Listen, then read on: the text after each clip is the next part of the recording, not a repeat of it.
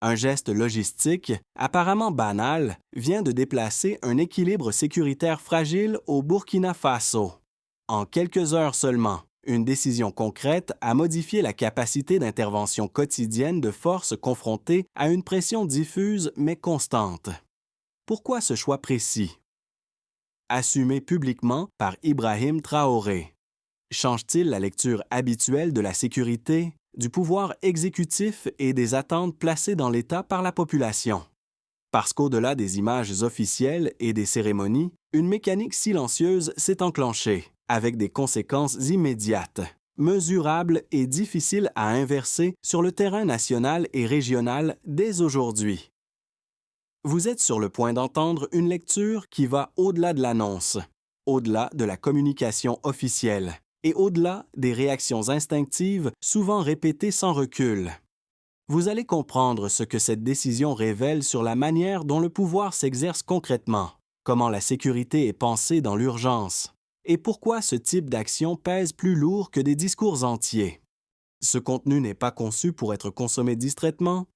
Si vous vous arrêtez ici, vous risquez de réduire cet événement à une simple dotation matérielle ou à un geste symbolique de plus dans un contexte déjà saturé d'images politiques.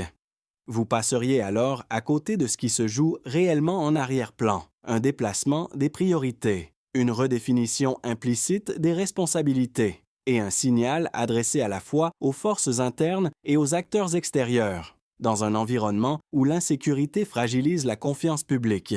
Chaque décision opérationnelle devient un marqueur de crédibilité ou d'échec. Ne pas suivre cette analyse jusqu'au bout, c'est accepter de rester prisonnier d'une lecture superficielle, là où une compréhension plus fine permet d'anticiper les effets réels sur la stabilité, la gouvernance et la perception du pouvoir. Ce qui apparaît d'abord comme une mesure de soutien aux forces de l'ordre cache une réalité plus structurante. Derrière l'annonce, on observe un déplacement mesurable des capacités opérationnelles, avec un effet immédiat sur le terrain et sur la chaîne de décision sécuritaire. Un chiffre suffit à fixer l'ordre de grandeur: 2500 motos distribuées en une seule séquence, à l'échelle d'un pays où la mobilité conditionne la rapidité d'intervention. Ce volume modifie mécaniquement la couverture territoriale et les délais de réponse. Le point de départ est simple. Le Burkina Faso fait face à une pression sécuritaire diffuse, marquée par des incidents ponctuels, des zones difficiles d'accès et une forte attente de protection de la part des populations. Dans ce contexte, la police constitue souvent le premier maillon visible de l'État. Lorsque ce maillon manque de moyens, la promesse de sécurité reste théorique. Même si les intentions politiques sont affirmées, c'est précisément cette faille opérationnelle qui a longtemps nourri le décalage entre discours public et réalité quotidienne. La situation devient plus grave lorsque ce décalage s'installe dans la durée. Les retards d'intervention, la fatigue des effectifs et la baisse du moral créent un cercle où l'insécurité alimente la défiance, et la défiance fragilise l'autorité. Ce mécanisme est connu, documenté et rarement corrigé à temps. Dans ce cadre, chaque décision matérielle prend une valeur stratégique bien supérieure à son apparence logistique. C'est ici que l'intervention d'Ibrahim Traoré s'inscrit comme un point de rupture, en ciblant directement la mobilité policière. Il ne répond pas à une abstraction politique, mais à une contrainte physique du terrain. Les premières conséquences touchent les zones périphériques, là où l'accès rapide conditionne la prévention plus que la répression. Les agents concernés, confrontés jusque-là à des limites concrètes, deviennent les premiers bénéficiaires visibles de ce changement. Ce basculement n'explique pas tout, mais il éclaire pourquoi cette décision dépasse le cadre d'un simple don. Elle introduit une nouvelle logique, agir sur le facteur qui. Jusque-là, ralentissait tout le reste. À ce stade, la compréhension du processus passe par un regard plus incarné, capable de lire les effets avant qu'ils ne deviennent statistiques.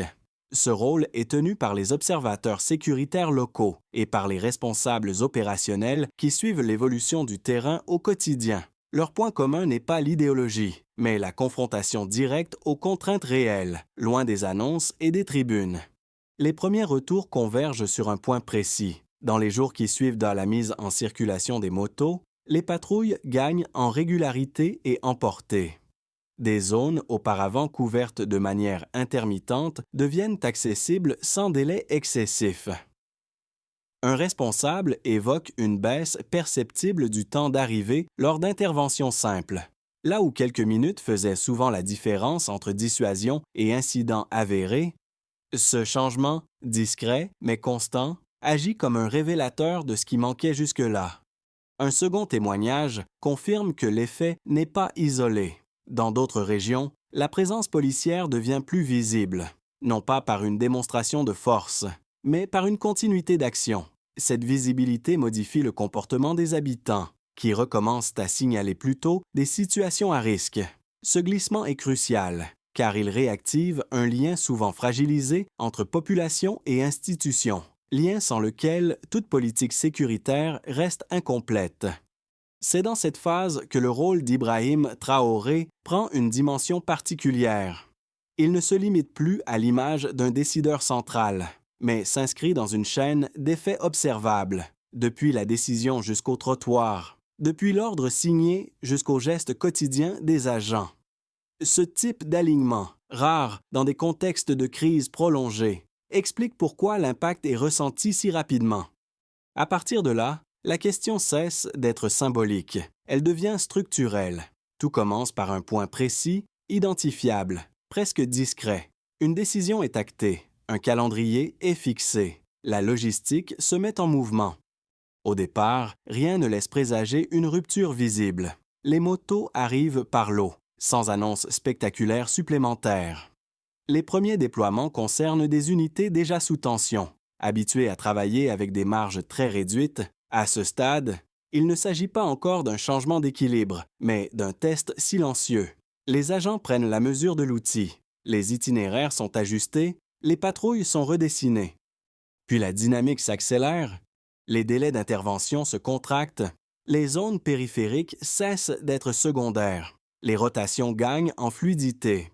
Ce qui, auparavant, nécessitait une anticipation lourde devient une action presque immédiate. Les appels ne s'accumulent plus de la même manière. Les équipes peuvent nous couvrir des distances qui, quelques semaines plus tôt, imposaient des arbitrages pénalisants. Cette phase marque le véritable déclencheur. Le système commence à répondre différemment à la même pression. Très vite, les effets se propagent. Les postes locaux adaptent leur routine. Les patrouilles cessent d'être exceptionnelles. La présence devient régulière, prévisible. Cette continuité change la perception du risque, des deux côtés. Pour les forces de l'ordre, le sentiment d'impuissance recule. Pour les habitants, l'idée que l'intervention est possible et surtout rapide commence à s'installer. Ce glissement est progressif, mais il alimente une boucle vertueuse rarement observée dans des contextes comparables. La prévention reprend une place qu'elle avait perdue. C'est à ce moment que la séquence atteint son point de tension maximale. Les attentes augmentent, les comparaisons s'installent. Les zones non encore équipées deviennent visibles par contraste. La réussite partielle crée une pression nouvelle sur l'ensemble de l'appareil sécuritaire. Ce qui fonctionnait par défaut devient insuffisant par comparaison. Les responsables locaux réclament des ajustements. Les priorités sont rediscutées. L'action initiale, pensée comme une réponse ciblée, commence à produire des effets systémiques. Dans cette phase, la décision initiale d'Ibrahim Traoré change de statut. Elle n'est plus seulement un acte ponctuel, mais le point d'origine d'une réorganisation implicite. Les choix budgétaires sont relus à l'aune de cette efficacité nouvelle. Les arbitrages politiques deviennent plus contraints, car un précédent tangible existe désormais. Vient alors le temps des répliques. Les discours s'ajustent, les partenaires observent. Les critiques se reformulent. Ce qui ne pouvait être contesté sur le terrain devient plus difficile à attaquer dans l'abstrait. Les résultats, même partiels, limitent la portée des procès d'intention. La séquence ne s'achève pas dans un apaisement, mais dans une redéfinition des lignes, rien ne revient exactement à l'état antérieur. À ce stade, le mouvement est enclenché, et ses effets dépassent déjà l'événement initial. À ce point du raisonnement, le débat ne peut plus rester au niveau des impressions ou des récits isolés. Il faut basculer vers des éléments mesurables, capables de donner du poids à ce qui a été observé sur le terrain. C'est ici que la lecture devient plus exigeante, mais aussi plus décisive, parce qu'elle oblige à regarder la réalité sans filtre narratif. Le premier indicateur concerne l'ampleur du dispositif. 2500 motos injectées en une seule fois dans l'appareil policier national. Ce volume n'est pas marginal. Il correspond à un saut de capacité qui modifie la densité de présence policière dans de nombreuses zones. En particulier là où un seul véhicule supplémentaire changeait déjà l'équation opérationnelle. Le second indicateur touche à la vitesse. Avant cette dotation, les délais d'intervention dans certaines zones périphériques pouvaient s'étirer au-delà de ce qui permet une action préventive efficace. Après le déploiement, ces délais se contractent nettement, au point de transformer des interventions tardives en réponses quasi immédiates. Cette accélération n'est pas abstraite, elle conditionne la dissuasion, la sécurisation d'événements ordinaires et la capacité à reprendre l'initiative face à des incidents diffus. Mais ici, un troisième indicateur, souvent sous-estimé, concerne l'effet humain. L'augmentation du moral des effectifs apparaît comme un facteur clé. Lorsqu'un agent dispose enfin d'un moyen adapté à son environnement, son comportement professionnel change. L'engagement devient plus stable. La fatigue psychologique recule et la relation avec la population s'apaise. Cet effet, difficile à quantifier précisément, se traduit pourtant par une amélioration perceptible de la qualité des patrouilles et du dialogue local. Pris séparément, ces chiffres et tendances pourraient sembler limités. Ensemble, ils dessinent une bascule nette entre une situation de sous-capacité chronique et un début de reprise du contrôle opérationnel. C'est ce passage, plus que le chiffre brut, qui donne tout son poids à la décision. À partir de là, la discussion change de nature. Elle ne porte plus sur l'intention, mais sur l'efficacité. À ce stade, ignorer les arguments opposés affaiblirait l'analyse. Ils existent, ils sont formulés de manière cohérente, et ils méritent d'être exposés dans leur version la plus solide. Reconnaître ces positions n'est pas un signe de faiblesse, mais une condition de crédibilité intellectuelle. Le premier argument avancé est celui de la symbolique excessive. Selon cette lecture, équiper la police en moto serait un geste visible mais superficiel. Incapable de traiter les causes profondes de l'insécurité, les critiques estiment que sans réforme structurelle, sans renseignement renforcé et sans coordination régionale, ce type d'action resterait un palliatif. Il souligne que la mobilité seule ne neutralise ni les réseaux criminels ni les dynamiques de violence à long terme. Cet argument a une part de vérité. La sécurité ne se réduit pas à un équipement. Cependant, il omet un point central, sans capacité d'intervention minimale. Aucune réforme plus ambitieuse ne peut produire d'effets concrets. La mobilité n'est pas présentée ici comme une solution totale, mais comme une condition préalable. En ce sens, l'action ne remplace pas la stratégie, elle la rend applicable.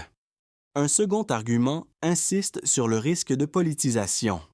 Certains observateurs craignent que ce type de décision serve davantage à renforcer une image de pouvoir qu'à stabiliser durablement la situation. Ils redoutent un usage communicationnel de la sécurité, où chaque action serait interprétée comme une démonstration d'autorité plutôt qu'une réponse technique à un problème réel. Là encore, la prudence est légitime, mais l'analyse des effets observables nuance cette critique lorsque les résultats se traduisent par des délais réduits, une présence accrue et une interaction améliorée avec les citoyens. La frontière entre communication et action devient plus nette. La perception seule ne suffit pas à expliquer des changements opérationnels mesurables. En confrontant ces deux lectures, une conclusion s'impose sans trancher brutalement. Les critiques soulignent des risques réels, mais elles ne suffisent pas à invalider l'impact constaté. Le débat gagne alors en maturité, en quittant l'opposition binaire pour entrer dans une compréhension plus complète du phénomène. Tout bascule à ce moment précis. Ce qui change la lecture n'est pas l'équipement lui-même, mais la réaction qu'il provoque au-delà du terrain.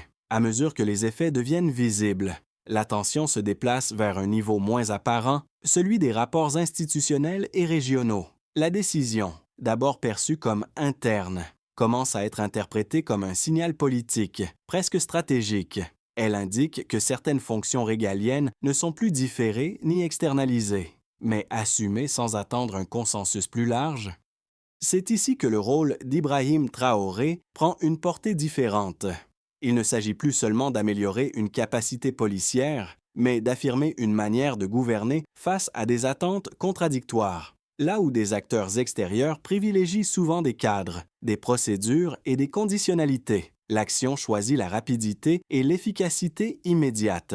Cette divergence crée une tension silencieuse, rarement formulée publiquement, mais bien perçue par ceux qui observent les équilibres régionaux.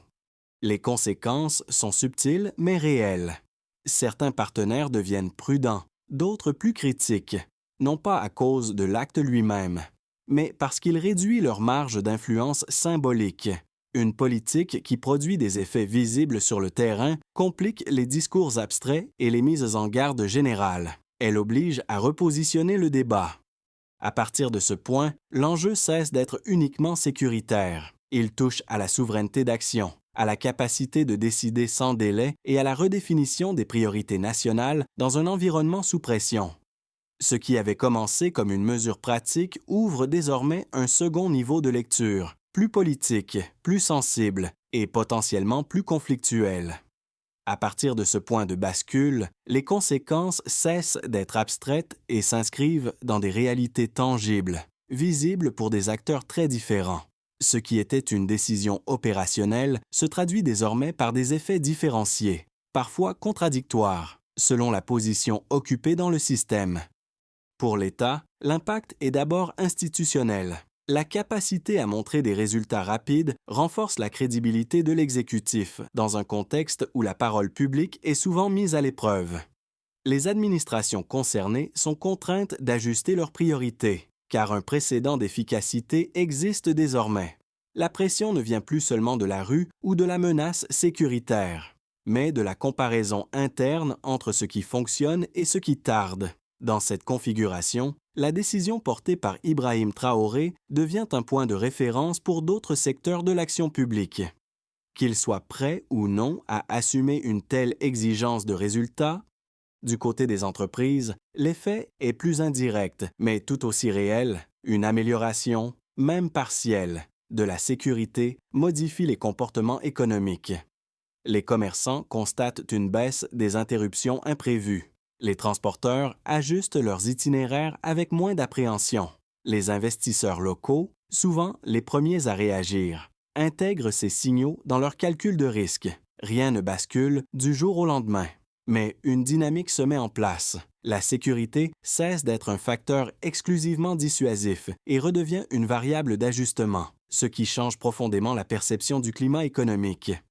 Pour les citoyens, l'effet est le plus sensible. Il ne se mesure pas seulement en statistiques, mais en routine quotidienne. La visibilité accrue des patrouilles modifie le sentiment d'exposition, notamment dans les zones longtemps perçues comme périphériques ou oubliées.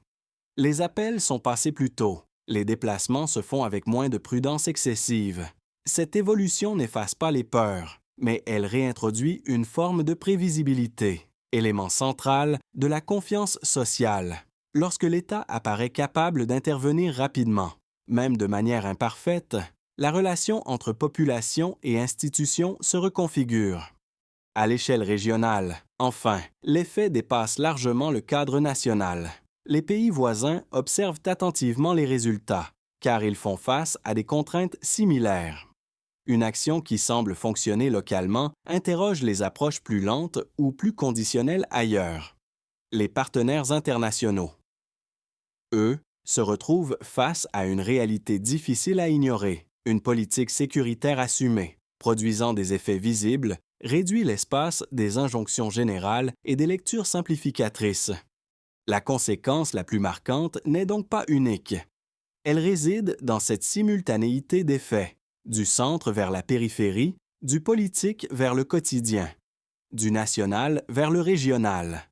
À ce stade, personne n'est totalement extérieur à la dynamique enclenchée. À ce stade, plusieurs trajectoires plausibles se dessinent. sans certitude absolue, mais avec des logiques internes cohérentes. Dans le scénario le plus probable, la dynamique actuelle se stabilise progressivement. Les gains opérationnels restent réels mais partiels. Obligeant l'appareil sécuritaire à consolider plutôt qu'à étendre rapidement, les attentes publiques se normalisent.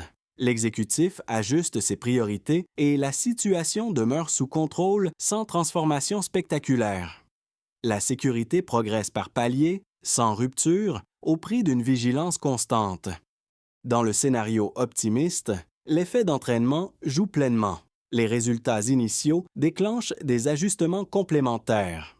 Une meilleure coordination et une allocation plus fine des ressources. La confiance relative retrouvée facilite l'adhésion des acteurs économiques et sociaux. Renforçant la stabilité, à moyen terme, cette trajectoire ouvre un espace pour des réformes plus profondes, rendues possibles par un environnement moins tendu. Le scénario le plus dégradé repose sur un enchaînement inverse. Si les attentes dépassent les capacités réelles ou si les extensions tardent, la comparaison devient défavorable. Les zones non couvertes cristallisent les frustrations. La pression politique augmente et les gains initiaux s'érodent. Dans ce cas, l'action initiale, mal relayée, perd sa force et expose le système à de nouvelles tensions. La clé n'est donc pas de prédire laquelle de ces trajectoires s'imposera, mais de comprendre que chacune dépend de décisions prises dans un horizon très court. L'avenir se joue moins dans l'annonce que dans la continuité. La cohérence et l'ajustement lucide aux limites réelles du terrain. Après avoir parcouru les faits, les chiffres et les trajectoires peu possibles, une question s'impose naturellement, plus proche, plus personnelle. Que signifie réellement cette séquence pour la personne qui écoute? Ici et maintenant, sans être aux commandes ni au cœur des décisions, la réponse dépend largement de la position occupée face à ces transformations rapides. Pour celles et ceux qui suivent de près les enjeux politiques et sécuritaires, cette évolution offre un avantage clair.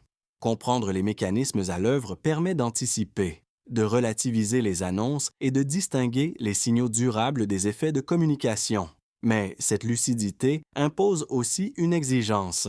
Rester attentif aux écarts entre promesses, capacité réelle et continuité de l'action, car le rythme peut s'inverser aussi vite qu'il s'est accéléré. Pour un second groupe, touché de manière indirecte, l'impact est plus diffus, mais réel. Il se manifeste à travers le travail, les déplacements, le climat économique ou simplement le sentiment général de stabilité, même sans implication directe. Ces personnes subissent les effets des décisions sécuritaires par ricochet. Dans ce cas, l'enjeu n'est pas de maîtriser tous les détails, mais de reconnaître que ces choix influencent l'environnement quotidien et méritent une attention minimale. Ne serait-ce que pour ajuster ses attentes. Enfin, il existe ceux qui considèrent encore que ces questions ne les concernent pas. Cette distance est compréhensible, mais elle comporte un risque. Lorsque les changements deviennent visibles, ils sont souvent déjà bien engagés. Ne pas chercher à comprendre, même brièvement, revient à subir les évolutions plutôt qu'à les intégrer. Quelle que soit la catégorie, une constante demeure. Mieux comprendre cette dynamique, c'est réduire la part d'incertitude et regagner une forme de contrôle intellectuel sur un contexte mouvant. Et dans des périodes de transition, cette clarté vaut déjà beaucoup. Les réponses possibles ne peuvent pas se limiter à des slogans ou à des intentions générales. À ce stade, ce qui compte, c'est la capacité à transformer une dynamique initiale en trajectoire durable, avec des responsabilités clairement identifiées et des critères lisibles. Le premier niveau concerne le centre décisionnel. L'exécutif doit consolider ce qui fonctionne déjà. Sans diluer l'effort, cela implique de prioriser l'entretien, la formation et la coordination des unités nouvellement équipées. Dans un calendrier court et réaliste, le succès se mesure ici par des indicateurs simples: régularité des patrouilles, délai moyen d'intervention et stabilité des zones couvertes. Sous l'autorité d'Ibrahim Traoré, cette étape engage directement la crédibilité de l'État, car elle transforme une décision ponctuelle en capacité récurrente. Le second niveau implique les structures intermédiaires, notamment les administrations et les organisations concernées par la sécurité au sens large. Leur rôle est d'adapter les procédures, d'améliorer la circulation de l'information et d'éviter que l'initiative ne reste pas isolée. La mesure de réussite passe par la réduction des frictions internes, la clarté des chaînes de commandement et la capacité à absorber une montée en charge progressive sans rupture. Le troisième niveau touche les citoyens et les communautés locales. Ici, l'action est plus discrète mais décisive. Il s'agit de réactiver la coopération de base. Le signalement précoce et la confiance minimale dans l'intervention publique. Les résultats ne se lisent pas seulement en chiffres, mais dans la continuité des interactions et la baisse des situations évitables. Enfin, un quatrième axe peut renforcer l'ensemble, la coopération régionale ciblée, non pas comme condition préalable, mais comme appui complémentaire lorsque les bases internes sont stabilisées. Cette articulation doit rester pragmatique et mesurable. La logique est simple. Une décision devient une politique lorsqu'elle est suivie, évaluée et ajustée. Sans cette discipline, même l'action la plus efficace s'épuise rapidement. Revenir au point de départ permet de mesurer le chemin parcouru. Au début, il y avait une décision concrète, presque technique, observée avec prudence et parfois scepticisme. Elle s'inscrivait dans un paysage saturé d'annonces et de promesses où la confiance avait été largement entamée. Peu à peu, cette décision a quitté le registre du symbole pour entrer dans celui de l'expérience vécue, perceptible, commentée et comparée. Le fil conducteur reste celui de la cohérence entre l'intention et les faits. Ce qui donne du poids à cette séquence n'est pas l'ampleur du discours, mais l'alignement entre ce qui est décidé, ce qui est déployé et ce qui est observé sur le terrain. En ce sens, la figure d'Ibrahim Traoré ne fonctionne pas seulement comme un repère politique, mais comme un point de convergence entre l'autorité formelle et la matérialité de l'action. Au fil des étapes, la lecture s'est déplacée. D'une mesure de soutien aux forces de l'ordre, on est passé à une interrogation plus large sur la manière dont un État reprend prise sur ses fonctions essentielles. Cette évolution a touché les institutions, l'économie locale, les comportements sociaux et les équilibres régionaux, sans jamais se réduire à un seul niveau d'analyse. Ce qui demeure, au terme de ce parcours, n'est ni un triomphe ni une condamnation. C'est une exigence. Lorsque l'action produit des effets, elle appelle une responsabilité accrue. Et à ce moment précis, la question n'est plus de savoir si le choix était visible, mais s'il sera tenu dans la durée, car c'est là que se joue l'essentiel. Après ce parcours, il est normal que chacun ressente les choses différemment.